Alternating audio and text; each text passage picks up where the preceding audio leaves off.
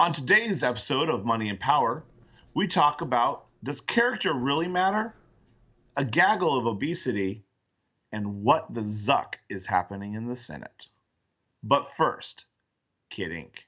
I got the money and the power. Yeah. Once you get a little, they just want to take you down, cuz we've been going hard for too long. Can't get enough, what is you on? Yeah. Really ain't nothing I could drop that. Wake up in the morning, make it all okay. Welcome to episode 1 of Money and Power, our weekly look at questions related to finance, politics, and culture. I'm your host, Nathan Martin, and joining me from Michigan is Rob Johnson, financial consultant and host of Rob Talks Money podcast. Howdy. Also joining us from Ohio is Jeremiah Martin, an ordained minister, construction worker, and fecal matter expert. Hello. So, we appreciate you coming in and listening to us, or at least tolerating us wherever you might be listening to us at. Hopefully not on the treadmill at the gym. I can't see how this would be great for your blood pressure while you're running on a treadmill. I don't typically like to work out to podcasts. But, you know, whatever floats your boat, let us know. So we're going to kind of lead off our first segment with something from a listener. So listener Kevin Small kind of posted something on his Facebook as a general question. And I think it's a really great question for us to tackle, gentlemen, as it relates to kind of everything when it comes to kind of finance and politics and culture. And this is something that as a political consultant, I kind of get all the time. So it really comes down to this. So listener Kevin Small writes, honest question. If you opposed Bill or Hillary Clinton because character counts and you support Trump, why do you look the other way on Trump's lack of it? If you look the other way on Bill or Hillary Clinton's character and you are appalled at Trump's behavior, why do you care about Trump's behavior / character? And what Bill or Hillary did does not excuse Trump. What Trump is just a less polished Clinton. So that is a very loaded question. And it obviously comes from a premise that, like you said, that Trump is just a less polished Clinton, and they have very similar characters. So I don't necessarily want to debate whether that is accurate or not. I don't think that was necessarily germane to the question at hand. I think the main focus here is how much should character play a role in our politics, in our decision making, and why is there seemingly a disconnect between, especially those evangelicals and their support of Trump, where that may or may not be different in that support of Bill Clinton and such. So, Rob, what are your initial thoughts on this important question? Well, I think there's a lot of things going on, and Kevin asked a lot in those couple of sentences, and I think largely there's a giant disconnect between Trump's followers and Trump's actions, because people see that Trump is quote unquote getting things done, I guess, in some respect. So they think as long as he's being a task manager and getting things done, his character or how he acts to get those things done is less important. And then you have other people who think that they should go hand in hand. And I'm one of those people. I think that him getting things done is important, but how he gets it done is important as well. How he carries himself, his ethics, his ethical perspective, if he has one, as to how he navigates things. All of that is important in the job of president. Now, when you're comparing Bill and Trump, I don't know that less polished, more polished. I guess I don't know. I'm not a Clinton expert, but I think for a lot of people, they think that because if you're talking sex scandals, because what happened with Trump was 15 years ago or 12 years ago versus it happening in the Oval Office for Clinton. I think that's a point of contention, a difference. I don't think that's much of a difference. I think that each action speaks to the man's character or lack thereof. So I don't know. I think it's really difficult because there's so many moving parts to it. And then you bring in evangelicals and the inconsistencies they have with, with Trump not doing as much as he ought to on abortion while he's, slow balling immigration. So I don't know. There's a lot of moving parts to it for sure. I agree that I think it's a little complex, and we'll dig in that a little bit more. Jeremiah, what kind of your initial thoughts on that? To the kind of overarching question, does character matter? Absolutely.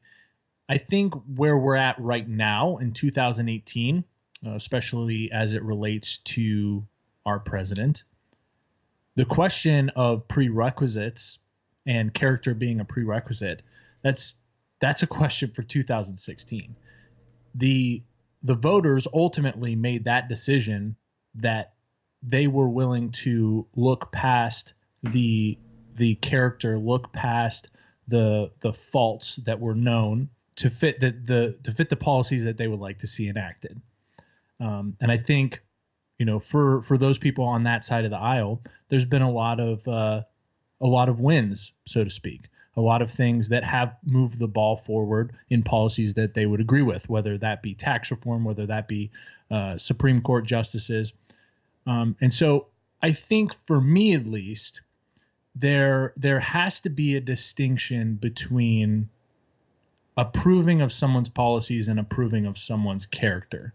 Not to say that they're inherently disconnected, and I don't think that they should be. But I think that you can praise people in Washington, whether that's, various members of Congress or whether that's our president, in enacting policies that we agree with without that being a wholesale endorsement of their entire character and all of their actions. That's an interesting point that you bring up there. So, for me, so my initial reaction is that's the wrong question. So I'm gonna kind of parlay into that first. Okay, the reason this question is asked because I think people see seemingly a disconnect or even a hypocrisy on behalf of evangelicals or the Christian right that I don't think that people in that position would see in themselves.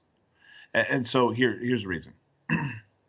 I don't think that people are supporting Trump because of his character issues or because of his character, right? So they're not saying, hey, you know what? It doesn't matter that he allegedly cheated on his wife, right after she had a baby.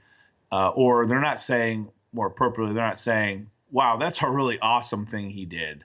Like, that just shows that he's playing 3D chess, right, on a political scale, that he could survive a scandal or something like that. That's not what's happening.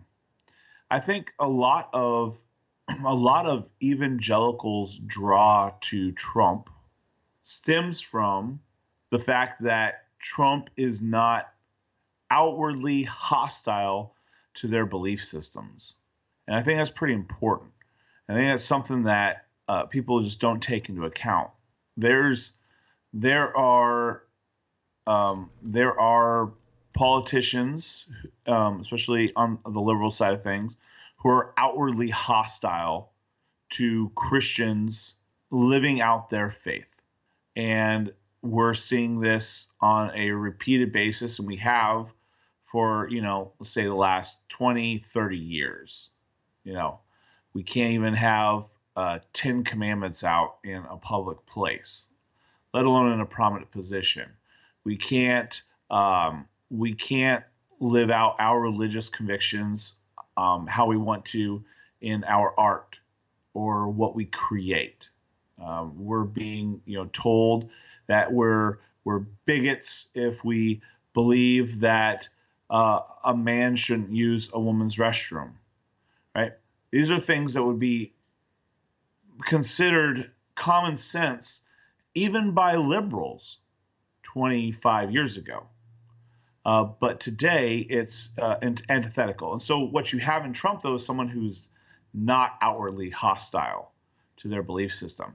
He may not necessarily agree with that belief system, but he's not outwardly hostile to it. In fact, he embraces it. He's like, you know what? You believe what you believe. That's great. And you shouldn't be ashamed of that. And I'm not ashamed of you for believing that. And that to them is, they view that as refreshing. And I think that if you look at that, I think that's the best way to look at that seemingly disconnect. Now, I personally hold a different view. And I do agree with you, Jeremiah, that that's a 2016 question. But when I give talks to churches on why they need to be engaged in politics, one of the things that I bring up is the character that we have as Christians that we can bring to the political space, and I think it's valuable. You know, one of my favorite verses in reference to this is Exodus 18:21. Now, I'm not saying that this is a mandate for us, but I think that there is definitely some wisdom in Exodus 18:21 as to what we do when we vote. And this, personally, for me, this is kind of my standard and what I look for. You know, moreover, look for able men from all people, men who fear God, who are trustworthy and hate a bribe, and place such men over the people as chiefs of the thousands, the hundreds, the fifties, and the tens. Now, not only do I love the great placing people in representative and the seemingly republic that they're setting up there, which is really nice and great, but moreover to the character, men who fear God, who are trustworthy and hate a bribe, right? So to me, that's kind of the minimum standard. Now, that's also my minimum standard of who I do business with. That's my minimum standard who I invite in my inner circle, who I fellowship with. And that's just kind of my minimum standard on character for a lot of things. Now, what you won't see in there are certain things that people might consider vices, etc. But, you know, men who fear God, who are trustworthy and hate a bribe. In other words, they cannot be bought. They're tied to their principles. To me, in 2016, I'll be honest, I felt that Trump fell short of that. I did not feel that he was tied to, I still don't think he's tied to any kind of principle set. And that was a problem for me. But we're not in 2016, you're right, we're in 2018. And so is character an impeachable offense? That's a whole nother kind of layer to this. You know, and Nathan, you talked about on our pilot episode, you talked about as a republic, ultimately, we're going to get the kind of leaders that we deserve. We're going to get the kind of leaders that will reflect where we are and who we are as a culture. And I think in many ways, I think that applies to President Trump. I think that we see that in Congress. I think that we see that all the way down to our local dog catchers, so to speak. We're in a place where, as a whole, much of our populace isn't even engaged in the political process.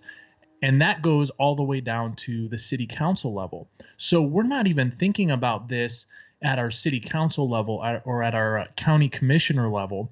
And we're not applying the same standards. We're not applying any standards because the majority of us aren't even getting out there and getting involved.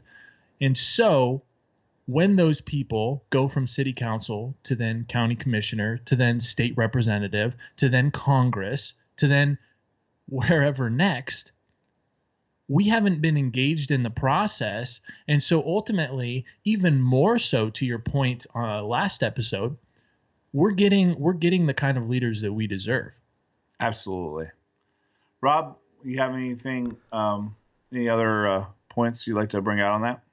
No, I don't think I have any other points. Just reaffirmation. I think you guys both put it very eloquently when, especially you, Nathan, when you talked about how people separate themselves from Trump for the reasons of him not attacking their position. I think that's very true, and I see that a ton in the people that, not necessarily that are in my circle, but people that are in my extended circle, if you will. It's a reoccurring theme, and for me, it's very irritating.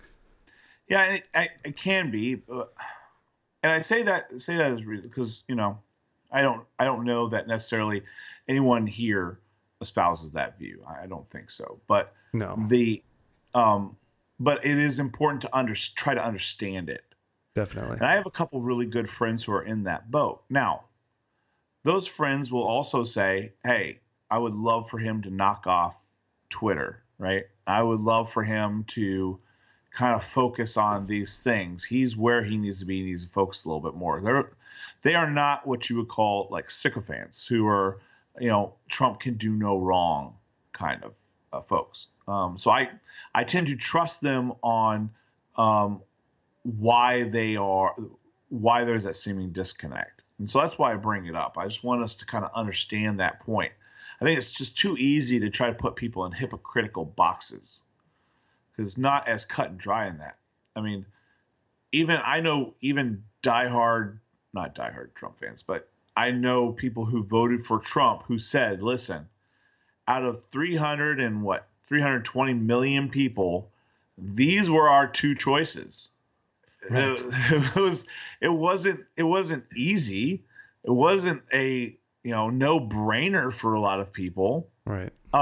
And honestly, when I'm talking to my friends on the Democratic side of the aisle, I say, listen, you guys are just as much to blame as we are. I mean, you gave us a choice of Hillary Clinton versus our nominee. Now, if you had nominated a Democratic pro-life governor, then you probably would have won in a landslide because you were giving a great choice. But you guys went into it with the calculation of anybody can beat Trump, so we're going to nominate Hillary. And what ended up happening, and this is what I firmly believe, I think they nominated the only person that could lose to Trump, and we nominated a person who happened to be slightly better than Hillary in the view of a lot of people. And that's kind of evident about what happened on election day. And of course, it's almost a year and a half later, but we're still relitigating this because I haven't seen the Democratic Party make a lot of leaps and bounds and try to fix the issue. They kind of just look at it as an aberration of, wow, a lot of people, a majority of people in all these states were idiots and just didn't know what was best for them. And it's like, well, you still have to run somebody in 2020 in those same states. So if you're not going to learn your lesson, I mean, you're going to get the guy reelected. What are you doing? And it's a perfect example, too, of going back to our last episode, going back to the pilot episode of, this attribution of motive. There's this idea, and I see it on both sides, where this idea of if you voted for Trump or if you chose not to vote in the presidential election, or if you voted for Clinton, or if you voted to let that field leave it blank, then you must be this, or you must believe this. And frankly, on both sides, it's causing us to splinter even further, because the left is pushing people to the right and the right is pushing people to the left. And, at the end of the day, we've already talked about how there are people who voted for Trump for a variety of reasons, and even just begrudgingly put a checkbox next to his name because, hey, yeah, at least he's not antithetical to our beliefs.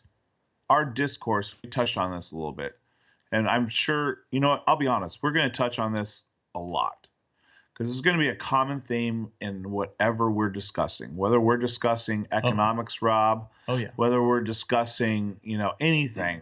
This is going to keep on coming back to our level of discourse in our country is downright toxic.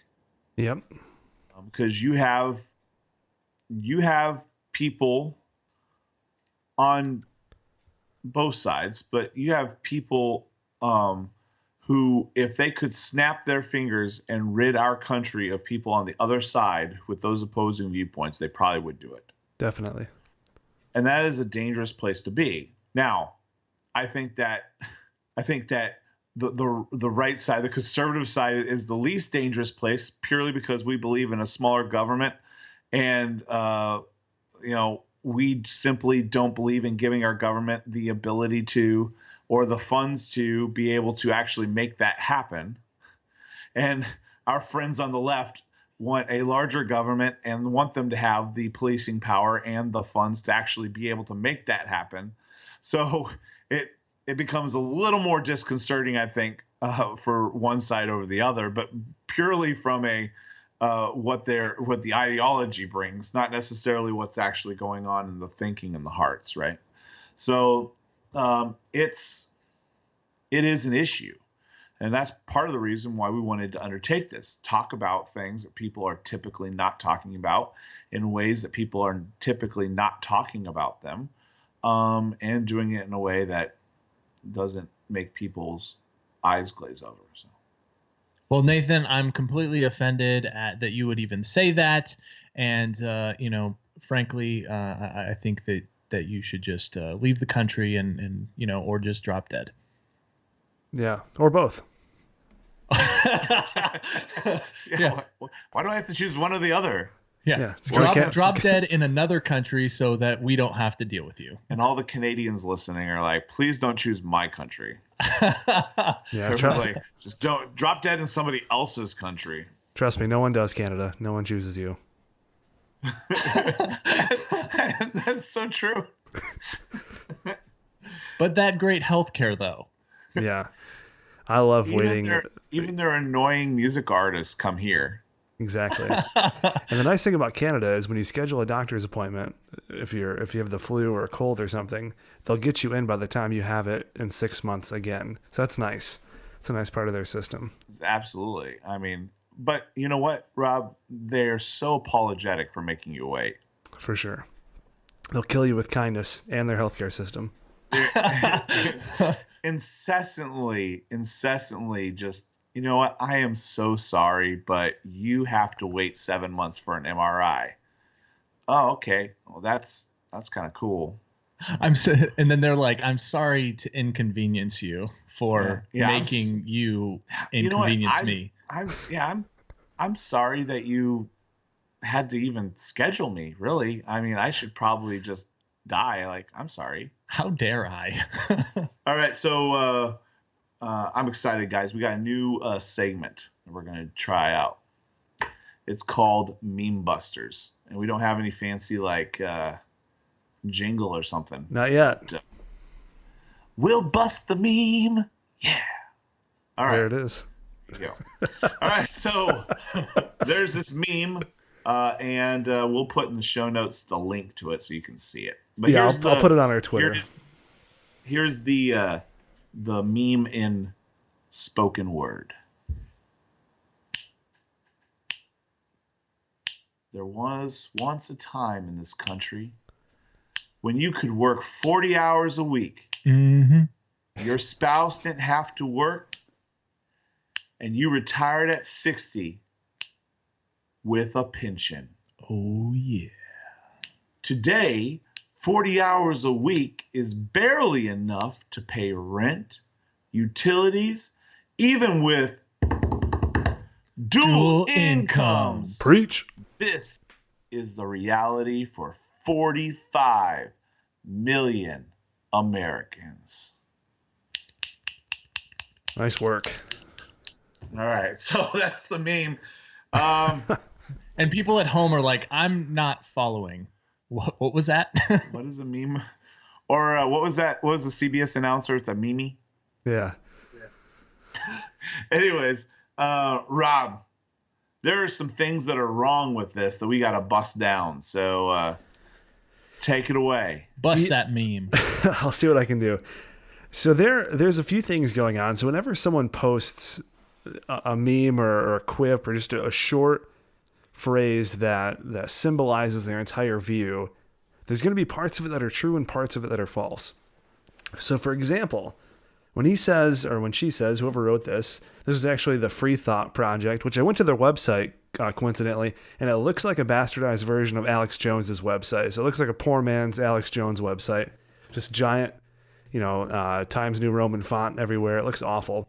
But regardless. So what you're saying is that instead of doing it in spoken word, we should have done it as an announcer for a Munster truck rally. That would have been great. Yeah, I think that would have been much. There was once a time in this country when we could work 40 hours a week. Your spouse didn't have to work and you retired at 60 with a pension. A pension. Today, 40 hours a week is barely enough to pay rent, utilities, even with dual incomes. This is the reality for 45 million Americans. Yep, that's perfect. And then you're going to interrupt that, and you're going to sell, some nutraceuticals that are on your on your page. So I went to the website, and it says they want to. It says, "Do you want to allow them to send you notifications on your computer?" Obviously, allow. Right. Totally. Nothing but quality because information. You know what I want to really help my free thought? Propaganda. For sure. All right, so go, keep going, Rob. Sorry. No, it's good. In the meme, just to describe the picture, it's kind of split into two different worlds. The first one is almost, if you ever seen the film It's a Wonderful Life, it's kind of like the streets of that city with a white guy and a white girl in classic 50s attire, and then on the right side, it's a gaggle of obese people outside of Walmart.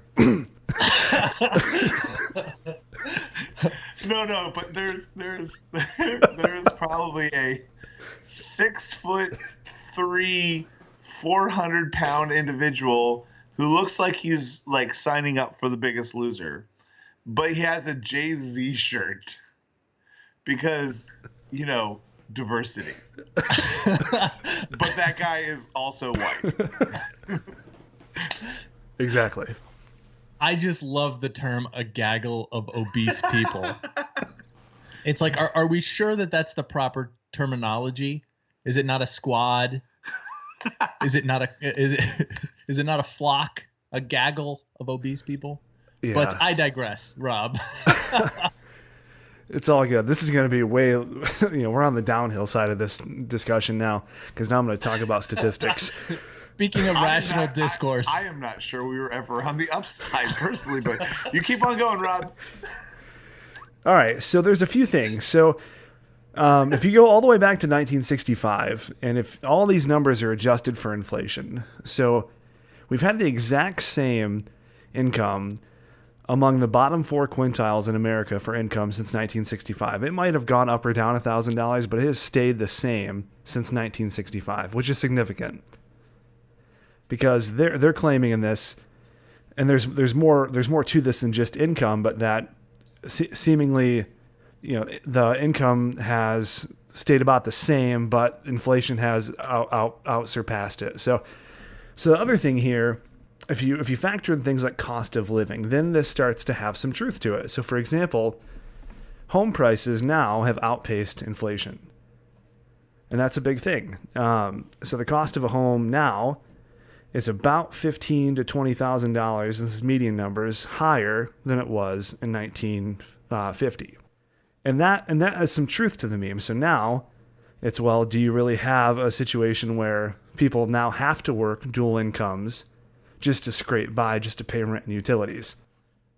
That's a legitimate question, but I think they're looking at it from the wrong perspective. Do you have to work minimum wage, 40 hours a week? There's more to the discussion than what this meme is getting at here. So I think... Yeah, it seems to me that, with the picture of Walmart, it seems to be implying that, there were all these glorious, glamorous jobs. Yes. In yesteryear, and now the only jobs that are available now are minimum wage jobs at Walmart and McDonald's. Or a bouncer at a Jay-Z concert. Yeah, one of the two. Yeah, you're absolutely right, Jeremiah. There's as far as the picture is concerned, that's definitely what I think they're getting at, especially with the message that they're sending here. The big thing for me when I'm looking at this is, what is the end of what they're talking about? What are they getting at? And I think what they're trying to do is shift blame away from themselves onto the government or whatever entity is screwing them over in their life. And this is a common theme. We see this a lot. People shifting blame in order to make themselves not look as bad. I see this when I coach people financially. I see this in the government. I see this in all types of different discourse. And the truth of this is, regardless of your situation, regardless of what the government is doing, you have to have some level of personal responsibility. You can't just say, well, this sucks. The ecosystem is now as such that I have to have 2 incomes, minimum wage jobs just to scrape by. And also in this economy right now with unemployment at like a 25-year low, that is a ridiculous argument. There are good jobs out there that people can't fill. And this is true where I'm at in Michigan. I can't speak for every part of the country, but we have jobs right now at the company I work for that are 6 figures and up. They just can't fill because there's not enough skilled people. And on the flip side, there are jobs that pay about $40,000, $50,000 a year that might have a 2-year degree entry that they still can't fill because they're coming up so quickly. So I think what this is saying, so when they say today 40 hours a week is barely enough to pay rent, utilities, even with dual incomes, maybe it is. But I'll tell you this, every person I've met with, and I've probably met with over 100 people since I've started RTM, everyone has had some kind of want or habit that they needed to cut out of their budget in order to hit whatever financial goal they were willing to do. So again, I think a lot of this comes with self-audit, looking at what you can do in your life to improve your circumstance rather than wanting somebody else to do that for you. And that's a big thing. And I think that's where this meme, this idea kind of misses the point. It's not about what it was like 65 years ago. It's about what is it like now and what are you going to do about it? What are you going to do about it? Not the government, not your neighbor, not the church. What are you going to do about it? That's very powerful. And it also speaks to, pay rent, utilities, even with dual incomes, but where? I mean, if you live in San Francisco and you're trying to support a family on minimum wage, like you need to save up money and get a U-Haul is what you need to do. Yeah. And move somewhere else that you can afford to on your skill set. Right? I mean, it's just like, where are you living? Because I can honestly say that 40 hours a week is enough on dual incomes to pay rent and utilities where I live and where Jeremiah lives. But we have lower cost of living, even from other areas here in Ohio. So some of this is also location based, which is amazing to me because we're probably the most, as far as transportation and everything, probably the most transient time or generation ever, right? Like we have the ability just to move and live pretty much wherever we want to live and move. Like there's very low barrier to moving. Right. And yet we see over and over again people refusing to do so and expecting people to fix this. And I think we'll probably touch on it in a different thing because there's so many memes around this. But like I look at like the Flint, Michigan thing. Why would you choose to stay there? And Rob, you probably touch on that a little bit. I don't know if I'm sounding callous. I don't mean to sound callous, but it's like I know for me and my family, if all of a sudden the water system was completely unsafe, I would be out of here. Yeah. And I think for a lot of people in Flint, I actually have a lot of family that lives in Flint, and I've talked to them about this before. And for them, it was they couldn't leave because they couldn't sell their home, and if they had their home go into foreclosure, then they couldn't get another place to live. And there's a whole cycle of events, and I agree that the logical idea is to let's get out of here and move. And for some people, they did, and you saw that even in the census data, but for some people, they had to stay just because of their circumstances and their finances. And it's one of those unfortunate things. And that's one of the areas where I would say that is a government responsibility to fix the state or local government to fix what they did wrong and kind of what they knowingly did wrong. That's a whole other episode we could do because that's a big part that kind of hit my family and I grew up in Flint. So that's a big part of what's been happening in kind of this geographical region for me. Right. Well, but yeah, so I agree with that. Obviously, the government needs to fix its known error. Like that is a boondoggle, right? And I'm not disagreeing with that. I think my point would be, like, there does come a point where even if the circumstances are horrible, you just have to get out of that circumstance. For sure. I know for me, I would be moving and I would let my home go into foreclosure. And yeah, I know it's going to absolutely screw up my credit, and I'm going to have a hard time elsewhere, but Yeah. a hard time financially elsewhere is a lot better than my children getting sick and dying in the future. Yeah, and I mean, and even going back to the meme itself, I mean, you can look at a lot of different factors that caused the issue. Inflation is obviously an issue here. Different markets and changing markets affects this entire meme and this entire concept that we're talking about here. But the common thread between some of these things is, regardless of who's to blame, quote unquote, who's to blame, we need to think about what's our personal responsibility here, and is there something that we can do to better the situation, as opposed to putting the full responsibility on our family or our community or our church or the state, local, federal government. And that was, to Rob's point earlier. Yeah, exactly. I completely agree. I think it's to Rob's point of personal responsibility. Personal responsibility is personal responsibility. And I always tell my kids, you control exactly one person's actions, and that's your own. Yeah. And so there's sometimes that you choose to act in a way that is defensible, right? So like if someone broke into my house and I shot them, I chose to shoot another human being. Now that act, by all measures, people would say that's defensible. Especially in Ohio, we have the castle doctrine. Right? That's defensible. They come into your house, you could shoot them. That's defensible. But that is still something that I did. That person who broke into my home didn't, quote unquote, force me to do it. I just made a reasonable choice, but the choice was still mine to make. So, it's still that level of personal responsibility. And I think that we all agree that there needs to be a lot more soul searching and personal responsibility on a lot of these issues. Yeah, and if I could add one more thing, if you're listening to this and you're in this situation, you kind of sympathize with what's going on in the meme, I would really encourage you to take a good, long, hard look at where you're at in your life, your finances, what's going on, and actually doing what I said earlier, which is a self-audit. Saying, can I be doing better in certain areas?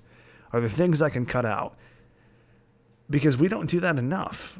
I don't even do that enough, and I coach people on this. No one is perfect at the area of personal finance, but you can take a step towards personal responsibility and say, well, maybe it's me. Maybe it's me and not somebody else. Other people are successful in the same environment. Maybe it is me that needs to change. Well, that's awesome. So that meme is busted. Boom. Gone. We need to have like a boom boom sound effect or something like.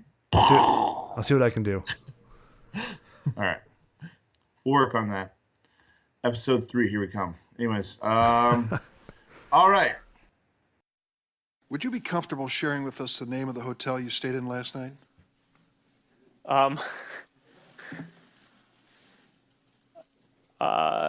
No.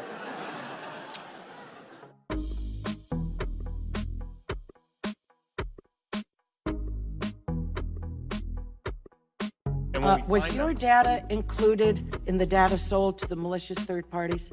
Yes. It was. Now, are you willing to change your business model in the interest of protecting individual privacy? Congresswoman, I'm not sure what that means. If you've messaged anybody this week, would you share with us the names of the people you've messaged? Senator, no, I would probably not choose to do that publicly here. How do you sustain a business model in which users don't pay for your service? Senator, we run ads. Do you track devices that an individual who uses Facebook has that is connected to the device that they use for their Facebook connection, but not necessarily connected to Facebook? I'm not sure the answer to that question. Really? Yes. How long do we have to wait for that kind of investigation? Congresswoman, we expect it to take many months. Years? I hope not. Will you commit to changing all the user default settings to minimize to the greatest extent possible the collection and use of users' data? Congressman, this is a complex issue that I think deserves more than a one-word answer. Well, again, that's disappointing to me. So that clip you just listened to is a clip of Mark Zuckerberg. He was summoned to D.C., and so we're going to talk a little bit about Zuckerberg goes to Washington. It wasn't quite as dramatic as Mr. Smith going to Washington. A lot of different memes came out of this. There were definitely some senators who know very little about the internets. Jeremiah, what are your kind of initial thoughts about this whole privacy, data privacy, Facebook getting called on the carpet before senators, and what are your initial thoughts there? Yeah, so my initial thoughts on the topic are, as this happened in the following days after the Zucks went to Washington, I started to see different memes popped up. You alluded to that, different quick 1 minute videos, squished together of different different clips and different comments from different congressmen. And the thing that kind of stuck out to me was the difference between the types of memes and the types of videos that my friends on the left shared versus my friends on the right, versus just more of my moderate friends. And they were very different, and there were very different tones, and there were very different messages, even when it didn't. There was kind of I saw a lot of cognitive dissonance, honestly. I saw one video that look at our senators that Zuckerberg had to teach them all about the internet. What is the internet? But in some of the clips they used, there were some questions that were asked that I thought were actually pretty legitimate questions. So ultimately, the question that I have, for you guys is, when we talk about this idea of, privacy and our data, and, ultimately there's so much information out there about us as is, going back to personal responsibility, what is our responsibility in all this? What responsibilities do we have versus, how much of this is ultimately to at our government's feet, at the feet of regulation, versus the feet of Facebook itself as an entity? Yeah, I think there's a lot of things going on with this, and the first thing that my position on this right now is I need more information. When Zuckerberg was under testimony, he said several times, I have to have my team get back with you. And a lot of people, this article I was reading on ABC News was using that as, he was flummoxed or he didn't know. Well, no, it's a matter of specificity. If they're talking about data points that Facebook collects and they say 29,000, that's a big number. So he's going to want to make sure that he is right when he presents this back to Congress. So there's a lot of information that we don't have yet. I think at a macro level, when people look at this and they say, well, I logged in, I signed up for Facebook, my data is kind of their data now because I agreed to it. And that's what this debate is about. What is their terms and services? And did they violate those terms and services when they, I guess, partnered up, for lack of a better term, with Cambridge Analytica and turned over data that of like 87 million Facebook users that was supposedly used in the 2016 campaign. So that's the crux of this whole issue. And the outcome of it is if they're fined, they could be fined $40,000 per infraction. So this is a lot of money at stake for Facebook. And also it's a publicly traded company, which we've already seen the stock take a massive hit, but rebounded a little bit. But still a really big deal for for Zuckerberg and company.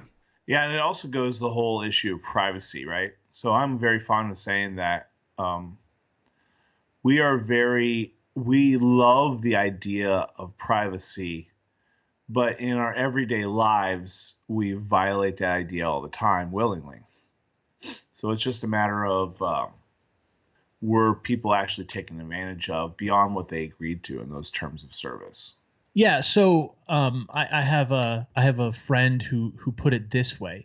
When you talk about there's this spectrum between privacy and convenience, and we all, in every area of our lives, we all fall in a different area in that spectrum. And so he uses this idea of a house as an example. Okay, right now our houses as a whole are modified for this balance between convenience and privacy. So we have windows that are accessible, but they are locked, and we've got blinds and we've got curtains. We've got doors, but we've also got locks. If you wanted to be on the far spectrum of privacy, you would have to live in a house that was made of nothing but brick or cement with no doors and no windows. Well, let me tell you, that's not very convenient to get in and out of. But if you were in the opposite extreme, the opposite side of that spectrum of convenience, well, you would live out in your front yard. And so when we talk about our digital footprint, we have to look at, all right, where are we at on that spectrum? And to Nathan's point, even when we signed up for Facebook, we have given away a lot of privacy for the sake of convenience. And every time you go to a new website and it has you, hey, just sign in with Facebook, well, that's really, really convenient because you don't have to have a new password for every website you go to. Just sign in with Facebook. But what data is being shared there? And so I really, really err on the side of personal responsibility with this, that at the end of the day, all of us go through life and accept multiple terms of services, terms and conditions every single day, just about, that we don't read. No one reads the terms of service on anything, whether it be physical products, whether it be digital products. And yet we're held accountable to those, and so I see a lot of issues with personal responsibility, and ultimately, as a whole, as a culture, we've accepted convenience over privacy, and I don't really know that we're at a place where we can complain about that anymore. Exactly. Yeah, and I agree with that. The other thing too, so for me, the privacy thing for me, Rob, isn't necessarily a big deal, as opposed to the biggest deal for me is Facebook neutral. And what I mean by that is Facebook deliberately manipulating the algorithms so I see positive articles relating to liberal policies and beliefs and negative articles on conservative policies and beliefs. And I feel that Facebook has a duty to be neutral in that because I just think they have a duty to be neutral in that. And if they're not going to be neutral in that, they need to be honest about that. And I can see potential for government regulation around those terms because it, we're looking at, it could be a campaign finance violation as well. Yeah. So it's going to be interesting what comes out of this. And see, I don't think Facebook needs to be neutral at all. It's it's Zuck's company. If he wants to make it liberal and have his algorithms tuned to that, that's fine. I do agree with you that they need to be honest about it and not say it's a completely independent, neutral platform and then do something different. Yeah, that was my point. I agree with you. His private company, well, it's not private now, but it's public. So it's the shareholders' company. So if the shareholders are okay with that, then that the company can do with it what they will. Well, another aspect of that too, though, to Rob's point, there is some discussion of whether they do have to be neutral or not, because there's this idea of, are they a neutral platform or are they a publisher and therefore responsible for the content on their platform? And at the moment, Facebook wants to decide, in some instances, well, they're a neutral forum, so certain things are allowed to go on, even though they wouldn't necessarily agree with them. But then other things are, well, we need to shut that down because we are responsible for the content on our platform. And there are some very serious legal definitions that have to be worked through there. And at one point in his testimony, when asked that question, are you a neutral forum or are you a publisher, or are you responsible for the content, is the way the question was worded. And he said that, well, we do feel that we are responsible for some content. And so legally speaking, there's legal terminology that would lead them to be more of a publisher, akin to the fact, if I own a website and I edit a website that has a bunch of people that are writing underneath me, I can publish whatever I want to, and I can exclude any viewpoints that I want to. But if the people that I am publishing are using, photographs that are copyrighted and they're not paying for those photographs, for instance, I can be held liable for that. And so there's a real serious discussion to be had there. Yeah, and I mean, this thing's not going to go away anytime soon because it just has all these different elements. Because then you have, the FTC can get involved if you're claiming responsibility for the content. The other part of that content discussion too is I think it was Ted Cruz that brought that up regarding hate speech. Frankly, what is hate speech? Because we do know that pro-life pages get banned on Facebook a lot more than Planned Parenthood pages. Correct. We know that. And a lot of them are getting banned for quote unquote hate speech. Well, I think we can all agree that speech that is violent or encouraging violence is something that doesn't have a place in the discourse frame. And I think we'd be okay with that. If you're threatening to murder somebody, that fine. But going back to kind of what we alluded to earlier, the issue though is that there are so many people on the left that view some forms of speech, sometimes speech that simply they disagree with, as actual violence itself. So even using that language is like we're speaking on two different planes, because we say, well, yeah, if you're advocating violence, then you should be able to be banned. And they're like, well, yeah, but this guy said that if you have an abortion, you should be able to be arrested.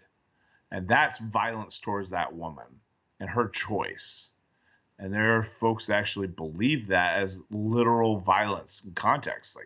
So kind of the ground rules for this are important too. We can't just throw out these terms. Hate speech. Well, what is hate speech? Well, there are countries where hate speech is having a biblical view of marriage. And all right, so now people are getting thrown in jail for that viewpoint.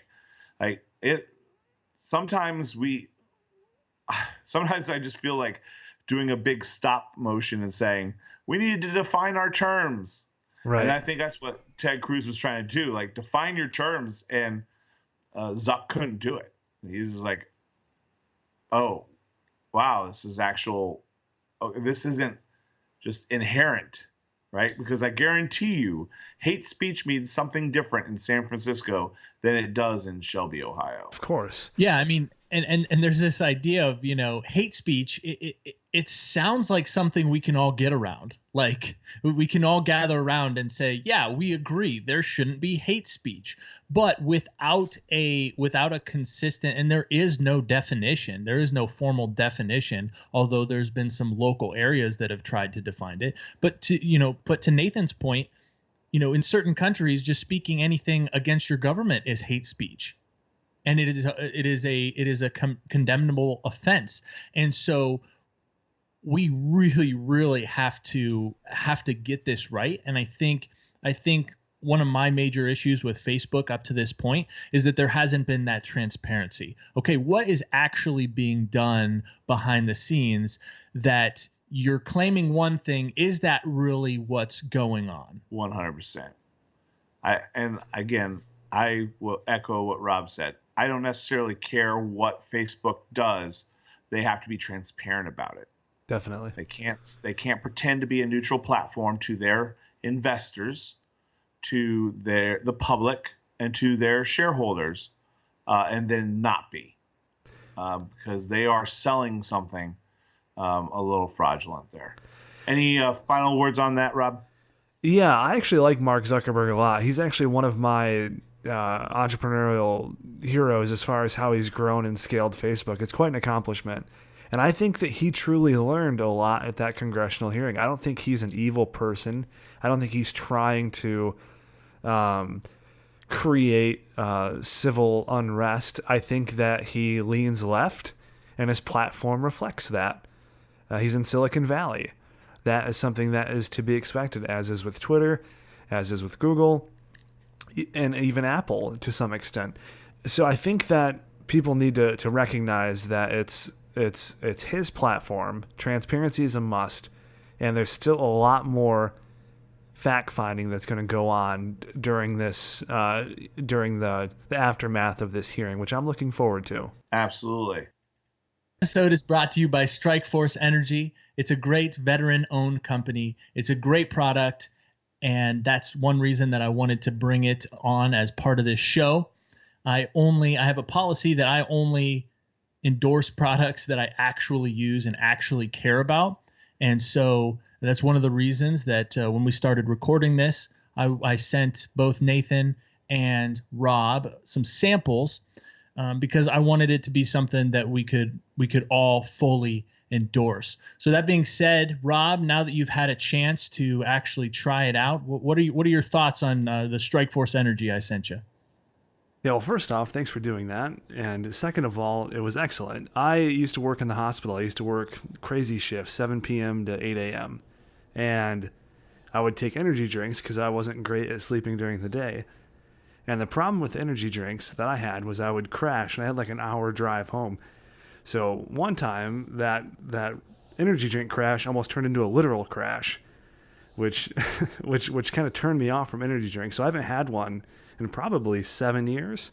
So when you sent me that was the first time I've tried one, and I gotta say I took it I think in the morning, and it was super. It was no fall off, no crash. It was steady level. It was really good. As a matter of fact, I took one this evening, and as I am speaking right now, I'm putting a baby to sleep and recording a podcast. That is how good this product is. There you go. There you go. Yeah, no. So I was deployed last year, deployed overseas, and it was a lifesaver for me. The Strikeforce Energy comes in a nice little tin pouch. One of the things I really like about it, in addition to the ingredients and being a healthier alternative to canned energy drinks, it's small. I'd keep a couple packs in my side pocket, be able to pull them out, add them to any beverage or any bottle of water I had nearby. But one of the things I really like about it is it's actually a liquid inside the tin pouch. And so unlike other drink mixes that I would have that are a powder, it would, they'd clump up and never actually dissolve. I love the idea of, being a liquid and being able to dissolve instantly into any beverage. So it was definitely a lifesaver for me when I was overseas. What about you, Nathan? I take a little different tact. I will gladly have you as a sponsor if you pay me enough. So no, I haven't had a chance to try it yet. We're looking at you, Apple. Yeah. Yes, please. Yeah, next week's episode is sponsored by the Young Turks. Because they're paying Nathan just enough. This episode brought to you by Donald Trump's re-election campaign. The committee to re-elect the president. Creep. So anyways, how can our listeners get this wonderful stuff? Yeah, so Strikeforce Energy, go to strikeforceenergy.com. They've given us a coupon code MAP, stands for money and power. MAP, coupon code MAP will get you 20% off all orders, no matter how much you spend, right, Rob? Exactly. Whether it's, I'm much better at math. $20 is $16 now. And $1,000 will get you down to $800, which is a great deal. So go check that out. StrikeForceEnergy.com, offer code MAP. All right. So next segment we're going to do is something we like to call News Bits. It's bits of news. And we also need a jingle for this. So we'll work on that.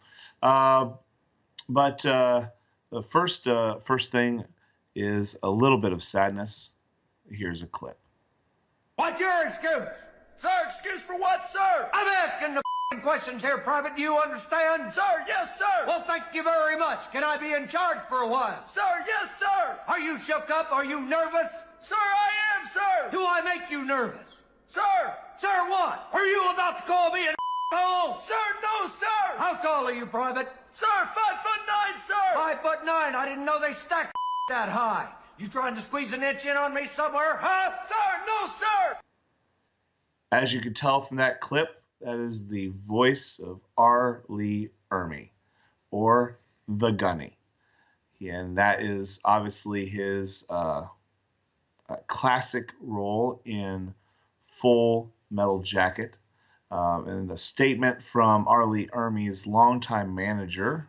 We are recording this on Sunday, and this is what he had posted. It is with deep sadness that I regret to inform you all that R. Lee Ermey, the Gunny, passed away this morning from complications of pneumonia.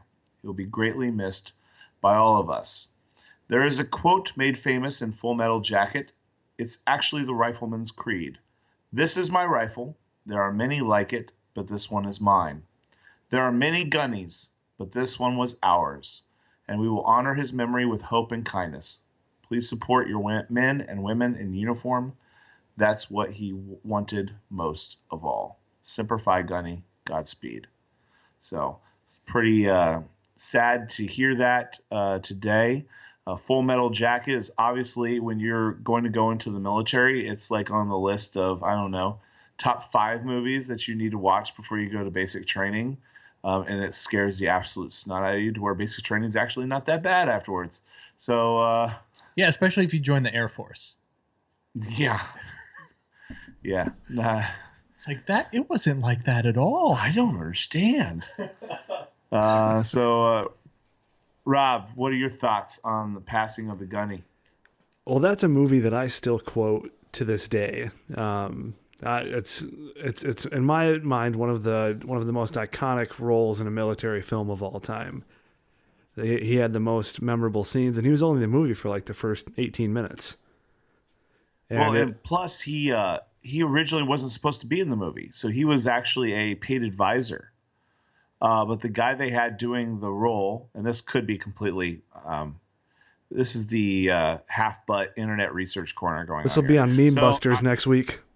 Yeah, I have no idea the factual validity of this, but I have read that he was supposed to be a military advisor for that, and he was basically going with the guy. He's like, "No, you do it like this," and then the director's like, "Well, why don't you just do it?" So then that one iconic scene, where things from Texas and all that stuff, a lot of that was ad-libbed. So he definitely encapsulated that role. So it's a sad day for that. It's also the NBA playoffs are going on. The NHL playoffs are going on. Rob, you had a chance to watch any games? I have. I'm actually a Miami Heat fan. I've been following the Heat since Wade came out of Marquette back in 2003. So I was a closet Heat fan during the time that LeBron James was in South Beach. So once he went back to Cleveland, I was able to get my Miami Heat gear back out of the closet, which was nice. Snoring's going on over here. Sorry, the tennis playoffs haven't started yet, Jeremiah. Listen, he's Canadian. He likes hockey. We'll get to the NHL here in a little bit. But anyways, you and three other people. So you watched the Heat absolutely get decimated by 3-ball after 3-ball after 3-ball. Yeah, running threes, step back threes. The Philadelphia was crazy good, and I'm trying to throw a ball back in from out of bounds, yes. and I swish it free. Yep. Yeah, and so every season when it gets playoff time, I much like March Madness, I make a bracket, and I do two: one with who I want to win, and one with who I think will win. And right now, as far as a Final Four, I believe I have Houston. I don't have the bracket in front of me, and I can't remember which one is on which side as far as the West. But I know on the East I have Philadelphia and Toronto with the top two teams that I want, and in the West, Houston and Utah. That's who I think will be there. Wow, that's amazing. Anyways, I kind of went chalk. I went chalk. I have Cleveland, Philadelphia. I actually think Philadelphia wins it and goes to the finals. And I have Houston and Golden State, and I am just not going to go against Golden State. I think they go to the finals and end up taking it all in 5 against the 76ers. I just think they're a little young. I think they're just a couple years early, but man, trust the process, I guess. Yeah, I have Toronto over Houston in 7, so we'll see. One thing I do think the Cavs are going to get ousted in the first round by Indiana, so we'll see. They lost the first game tonight, so we'll see how that shakes out. Oof, and badly. All right, have you watched any NHL? Do you do any NHL? No, I only like American sports. Fair. Then why do you like football? It was invented by Canadians. Jeremiah will tell you that. But anyways, just joking. Michigan State had their spring game, right, for football. Any thoughts on them? No, not really. I think they're going to have another decent team, another top 25 team. I don't think they're going to make the playoff or anything like that. I think that the storylines that are coming out of Michigan State that are non-sports related are kind of overshadowing everything, and I think that's making it really tough. I know I work in Lansing and East Lansing, and it's definitely an overcast over the community. So there's a lot of mental things going on right now in that community. Yeah, it's gonna be I think tough for some time there. All right, Jeremiah, news bits. Yeah, so going along with the theme of our podcast, which is money and power, I think that this is a perfect article, a little bit of news that kind of encapsulates what we talk about here. So this comes from the Business Insider International version. Hackers stole a casino's high roller database through a thermometer in the lobby fish tank. So the story there. Ocean's 14. Yes. Yeah. Oh, this is IMDb. Oh, sorry. This is just a summer blockbuster coming out. My bad. Synopsis. No. So the story is, I'm like, how does that even make sense? So the story is, when you think of Internet of Things capabilities, where you have different things like thermometers and, I should say, thermostats and house lights and everything that's doorbells now that are connected to a network. It's the same thing. So the hackers, the quote says, the attackers used a internal thermometer to get a foothold in the network. They then found a high roller database and then pulled that back across the network, out the thermostat, and up to the cloud. So very interesting what the kids are doing these days. That's amazing. What would you do with a high roller database? Start your own casino? Yeah, I have no idea. I do like how Jeremiah refers to them as the kids. Yeah. I mean, yeah, obviously they're like 12-year-olds in their, mom's basement, obviously. Or 24-year-olds in mom's basement. So, you don't become a man till you're 26 or something. But yeah, I mean that's what they know that they got. I mean this it opens up a discussion of lots of different businesses and what they ultimately have connected to the network. That's what they know that they got, but they may have other critical information as well. You might not know. Yeah, and that's one part. It's a very minor part of what I do, but like when we acquire new software, we have to go through an entire network review because of all this microcode that could get loaded on and infiltrate the network. So it's such an intricate thing, and what's interesting is so many third-party, lower-end tech companies are going to market with these products. You don't know what bits of microcode they have. Huawei is a Chinese company that they're getting investigated right now for a potential data issue that's going on. It's still very new, but their thing is they don't have the securities and locked down well enough on their own network, and they have all of these people's data coming in through their smartphones, tablets, and laptops. So it's a really interesting discussion, and I could definitely see how there could be holes in the network to do something like that, depending on who the manufacturer was, what ports were open. There's just a lot of things to it. So I think it's very interesting. Yeah, and I think that's one thing, with I think Apple's kind of leading the way too with their HomeKit. Like, it's very difficult to get certified into that, but there's a lot of privacy things that you have to do to be certified in that. There's a couple connection devices that I have that are not certified via HomeKit, and I'm a little, what's a hacker going to do? Turn on my lamp? But so it's not the end of the world, right? But it's just those are things to be considerate of and concerned about going forward. So yeah, and if a hacker did get into your home setup, all they could do with that HomePod is turn on the music, right? That's all that $400 speaker does, isn't it? Well, I don't have that, but if I did, and Apple, if you would like me to sponsor about how great your HomePod is, I'd be more than willing to. I could get behind Google Home. Yeah, much easier. Listener feedback. So if people want to get a hold of us and give us some feedback, Jeremiah, how do they go about doing that? Yeah, sure. So we're available at Money Power Pod on Facebook, Twitter, and Instagram. Feel free to give us a like or follow there, and reach out to us with your questions, comments. Challenge us, give us your hot takes, and give us your topic considerations, and we'll try and deal with them on a future show. In fact, we got a couple things this week that we got via Facebook, that a couple topics that we'll be dealing with in the future episodes. So, hit us up at Money Power Pod on all socials.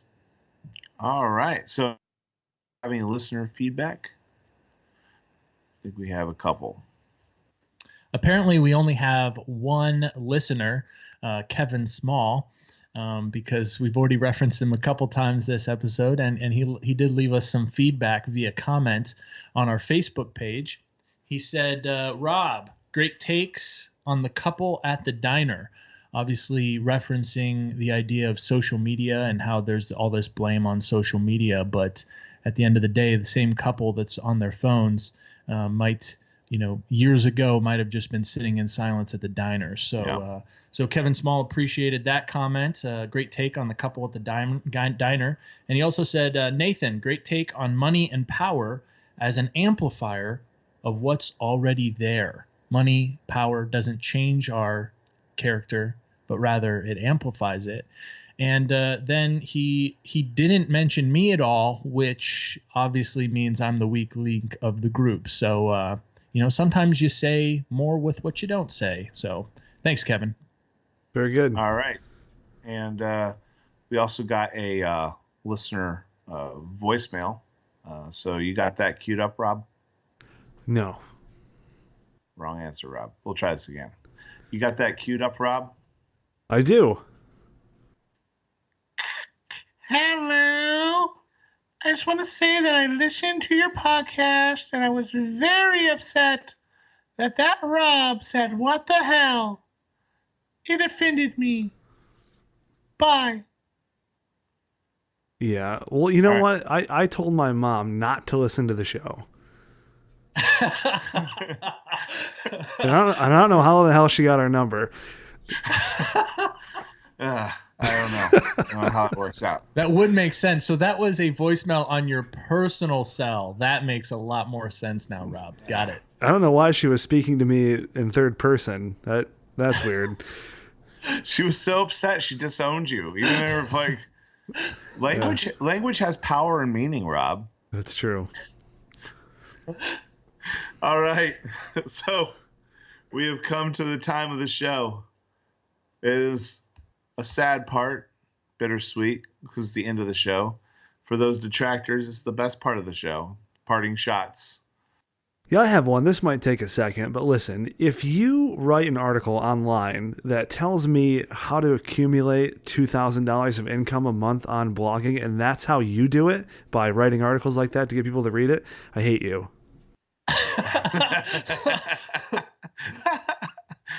So good. So good. All right, so my parting shot this week is simply this.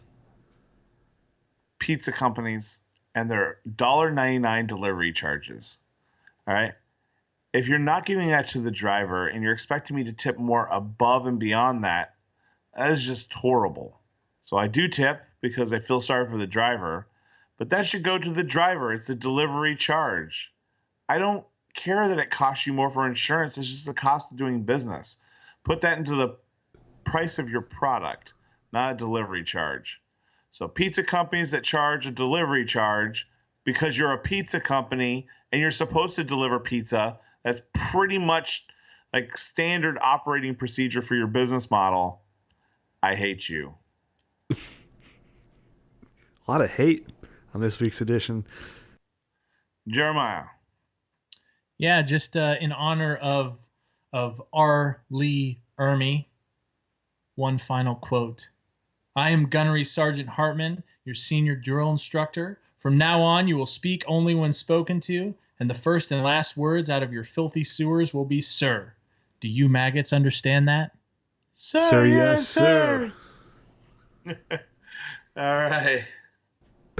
Well, thank you, gentlemen. I think it's been a very awesome time being with you. And thank you for everything that you guys do. And join us next week when we answer some of your questions around CEOs, NFL players, and firefighters. Do they make too much money? So for Jeremiah, for Rob, and myself, thank you for listening, and see you next time on Money and Power. I got the money and the power. Yeah. Once you get a little, they just want to take you down, cuz we've been going hard for too long.